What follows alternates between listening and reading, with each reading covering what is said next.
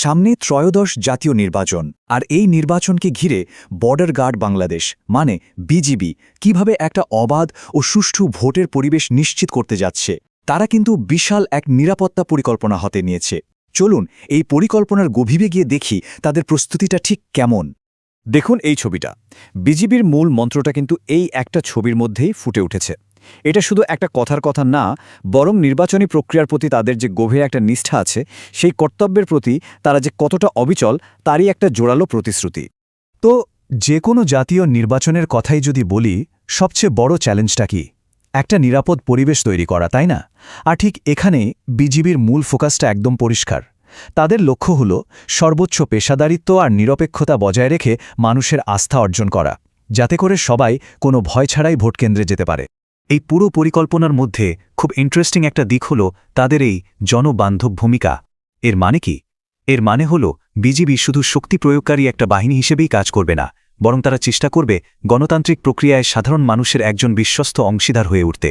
আচ্ছা, মুখে তো অনেক কিছুই বলা যায়, কিন্তু এই নিরাপত্তা ব্যবস্থার ব্যাপ্তিটা আসলে কতটা বিশাল?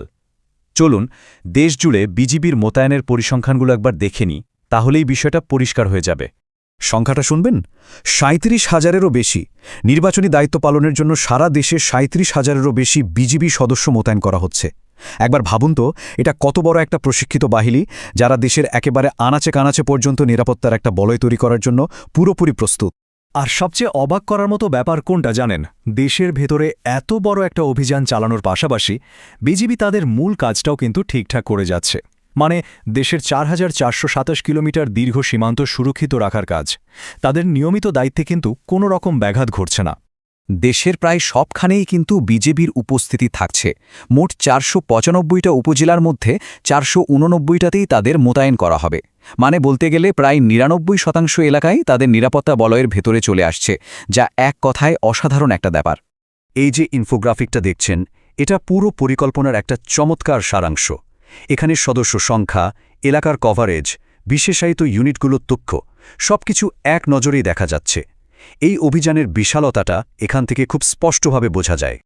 দেখুন, শুধু সদস্য সংখ্যা থাকাই কিন্তু যথেষ্ট না। যে কোনো জরুরি পরিস্থিতির সামাল দিতে হলে বিশেষ দক্ষতা আর খুব দ্রুত ব্যবস্থা নেওয়ার ক্ষমতা থাকা দরকার। চলুন দেখি বিজিবি এই দিকটাতে কতটা প্রস্তুত। বিশেষ প্রস্তুতির ক্ষেত্রে একদিকে যেমন আছে প্রশিক্ষিত K9 ডগ স্কোয়াড, যারা বিস্ফোরক বা যে কোনো সন্দেহজনক জিনিস খুঁজে বের করতে ওস্তাদ, ঠিক তেমনি অন্যদিকে আছে কুইক রেসপন্স ফোর্সের জন্য রেডি হেলিকপ্টার, যা মুহূর্তের মধ্যে দেশের যে কোনো প্রান্তে পৌঁছে যেতে পারে।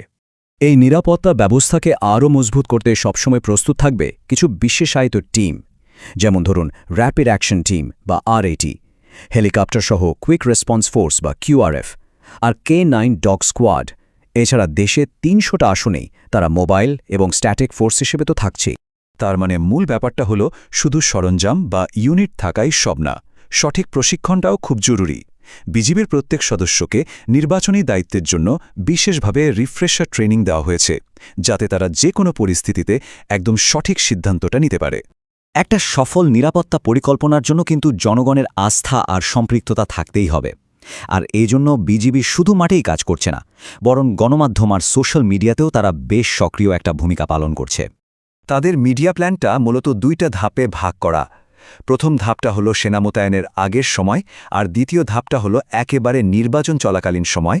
এই ২ পর্যায়ে তারা ভিন্ন ভিন্ন কৌশলে মানুষের সাথে যোগাযোগ রাখার পরিকল্পনা করেছে। যেমন ধরুন স্থানীয় সংবাদপত্রদের সাথে ব্রিফিং করা, সোশ্যাল মিডিয়াতে জরুরি তথ্য আর কন্ট্যাক্ট নম্বর শেয়ার করা, আবার সচেতনতামূলক পোস্টার আর ভিডিও প্রচার করা। এগুলোর মাধ্যমে বিজিবি সরাসরি সাধারণ মানুষের কাছে পৌঁছানোর চেষ্টা করছে। আর এই সবকিছুর একটাই উদ্দেশ্য, নিরাপত্তা ব্যবস্থার উপর মানুষের আস্থা তৈরি করা। তাহলে পুরো আলোচনার সারসংক্ষেপটা কি দাঁড়ালো? একটা সুরক্ষিত, অবাধ আর সুষ্ঠু নির্বাচনের জন্য বিজিবির যে প্রস্তুতি, সেটা মূলত কয়েকটা মূল স্তম্ভের ওপর দাঁড়িয়ে আছে। বিজিবির সার্বক্ষণিক নজরদারির একটা দারুণ প্রতীক হল এই ছবিটা। স্থলপথ বলেন বা জলপথ, তাদের টহল টিমগুলো নিরাপত্তা নিশ্চিত করতে সবসময় তৎপর। আর এই যে একটা সার্বক্ষণিক উপস্থিতি, এটাই ভোটারদের মনে সাহস যোগাবে। শেষ পর্যন্ত এত বড় আয়োজনের মূল লক্ষ্যটা কিন্তু এই একটা বাক্যেই স্পষ্ট হয়ে যায়। বিজিবির কৌশলগত পরিকল্পনা থেকে নেওয়া এই কথাটা বলছে যে এই সমন্বিত উদ্যোগ ভোটারদের আস্থা বাড়াবে আর একটা শান্তিপূর্ণ ও গ্রহণযোগ্য নির্বাচনের পরিবেশ তৈরি করবে।